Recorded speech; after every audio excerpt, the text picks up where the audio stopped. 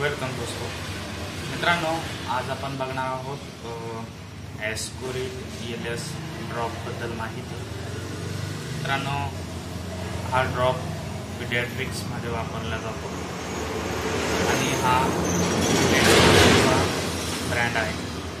तर मित्रांनो, या ड्रॉपची MRP ही 72 रुपीज आहे आणि याच्यामध्ये कंटेन आहे लिओसॉल्बिटामॉल, ॲम्ब्रोक्झॉल आणि गिव्हनेपेसिन.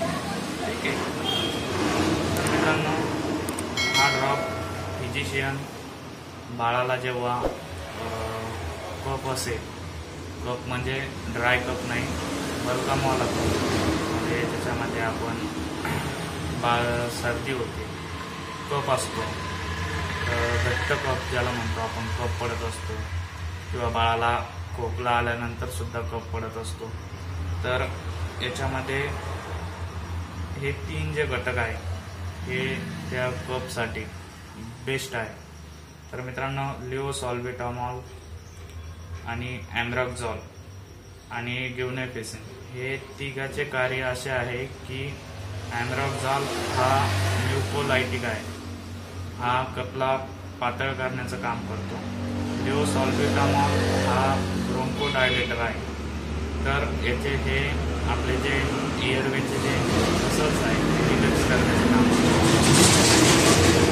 नंतरचा गिव्हनेपेसिन जो कंटेन आहे, हा कंटेन कफला बाहेर काढण्याचं काम करतो. म्हणजे थोडक्यात हा एक्सपेक्टोरंट म्हणून यूज होतो. तर मित्रांनो, फिजिशियन आपल्या बाळाला हा ड्रॉप देत असतात. साधारणतः बाळ हे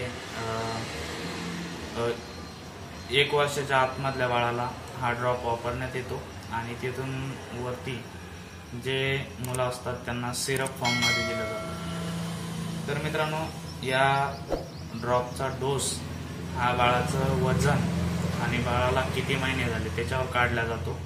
तर ते आपल्याला फिजिशियन काढून देत असतात. तर या ड्रॉपचा जो डोस आहे, हा डोस टाईम टू टाईम देणं खूप गरजेचं असतं. म्हणजे आज साधारणतः डॉक्टरने 2 वेळेस सांगितलं दिवसामध्ये देण्यासाठी, कोणते डॉक्टर 3 वेळेस सांगतात. जसं आपल्या बाळाची कफची सिव्हिरिटी असेल त्या पद्धतीनं फिजिशियन आपल्याला सांगत असतात. तर समजा आपल्याला 2 वेळा सांगितलं, आज आपण दिलं समजा 10 वाजता आणि संध्याकाळी दिलं 8 वाजता, तर तोच डोस उद्या त्याच टाईमला द्यायचा. कारण फिक्स टाईम जर ठेवला तर डोसचा चांगल्या प्रकारे इफेक्ट आपल्याला मिळत असतो. तर कधीही बाळाचा कफ जर कमी होत नसेल तर आपण मनाने, डॉक्टरने समजा 2 ml सांगितलेलं असेल किंवा 1.5 ml सांगितलं असेल, तर आपण मनाने ते कमी होत नसल्यास वाढवायचं नाही. कारण त्याचे साईड इफेक्ट आपल्या बाळाला होऊ शकतो. साईड इफेक्ट पण आहे, रिअर आहे, असं काही नाही की हे साईड इफेक्ट होतातच नाही, पण ते रिअर आहे. ठीक आहे. जसं की बाळाला झोप लागू शकते, बाळाला पोट गच्च वाटू शकते आणि बाळाला डायरिया वगैरे लागू शकते. ठीक आहे. तर मित्रांनो, हा ड्रॉप मार्केटमध्ये सर्वच मेडिकल स्टोअरवरती अवेलेबल आहे आणि कधीही ड्रॉप देत असताना याच्यात जे ॲक्टिव्ह इन्ग्रेडियंट असतात ते तळाशी बसलेले असतात. तर आपण त्याला वेल चेक करायचं आहे आणि त्यानंतर ड्रॉपरच्या साहाय्याने बाळाला द्यायचं आहे. ठीक आहे. आणि वापर झाल्यानंतर ते पूर्ण व्यवस्थित पॅक करायचं आहे आणि एका स्वच्छ ठिकाणी त्याला ठेवून द्यायचं आहे.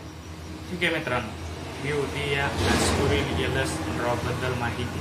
मित्रांनो, ड्रॉप घेत असताना फिजिशियनचा सल्ला नेहमी महत्त्वाचा असतो. तर जेव्हा आपल्याला डॉक्टर देतील तर तेव्हा आपण घरगुती काळजी घ्यायची आहे. आणि बाळाला हा ड्रॉप दिल्यानंतर थंड पाणी पिण्यासाठी द्यायचं नाही. काही जण देत असतात चमच्याना पाणी, पण बाळाला एक गुणगुणं पाणी आपण ज्याला म्हणतो, साधारण नॉर्मल कोमट पाणी ते द्यायचं. त्यानं काय होते, कफ बाहेर पाडण्यास बाळाला सोपं जातं. ठीक आहे. तर मित्रांनो, ही होती या ड्रॉपबद्दल माहिती. व्हिडिओ जर आवडला तर चॅनलला सबस्क्राईब करा आणि व्हिडिओला लाईक करा. थँक्यू.